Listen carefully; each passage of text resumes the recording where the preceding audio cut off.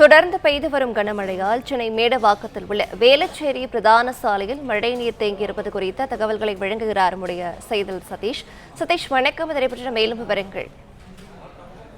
வங்கக்கடலில் காற்றழுத்த தாழ்வு மண்டலம் உருவாகியுள்ளதால் சென்னை உள்ளிட்ட 16 மாவட்டங்களில் 1 மணி நேரமாக கனமழை பெய்யும் என சென்னை வானிலை மையம் அறிவித்துள்ள நிலையில் தற்போது சுமார் 1 மணி நேரமாக சென்னை புறநகர் பகுதிகளான கிழக்கு கடற்கரை சாலை, ஓஎம்ஆர் சாலை, பள்ளிக்கரணை, கல்லடியன்பேட்டை, வேளச்சேரி, தரமணி, மேடவாக்கம், பெரும்பாக்கம் உள்ளிட்ட சுற்றுவட்டார பகுதிகளில் தற்போது மழை பெய்து வருகிறது. கனமழை பெய்து வருவதால் சாலைகளில் மழைநீர் தேங்கியுள்ளது. குறிப்பாக மேடவாக்கம் வேளச்சேரி பிரதான சாலையில் தேங்கியுள்ள மழைநீர் வாகனங்களின் சக்கரங்களில் மறைக்கும் அளவுக்கு தேங்கி நிற்கிறது. மழையுடன் பனிமூட்டம் உள்ளதால் சாலையில் வாகனங்கள் முகப்பு விளக்குகளை எரியவிட்டபடி செல்கின்றன. இருசக்கர வாகனத்தில் செல்வோர் மழையில் நனைந்தபடி தேங்கியுள்ள மழைநீர் தயங்கியபடியே செல்கின்றனர். சில வாகனங்கள் மழைநீரில் மூழ்கி பழுது ஏற்பட்டு சாலையிலேயே நிற்கிறது. விடாமல் தொடர்ந்து பெய்து வரும் மழையால் சாலையில் மழைநீர் தேங்கி குளம் போல் காட்சியளிக்கிறது.